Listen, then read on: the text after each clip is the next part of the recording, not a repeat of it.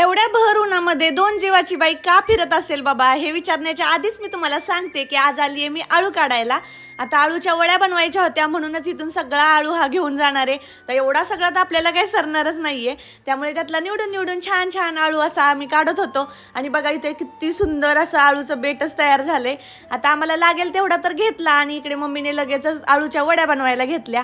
तर आळूच्या वड्या तर भरपूर वेळा खाल्ल्या असतील, फतपदा पण भरपूर वेळा खाल्ल्या असेल, पण अशी एक रेसिपी आज तुमच्यासोबत शेअर करते.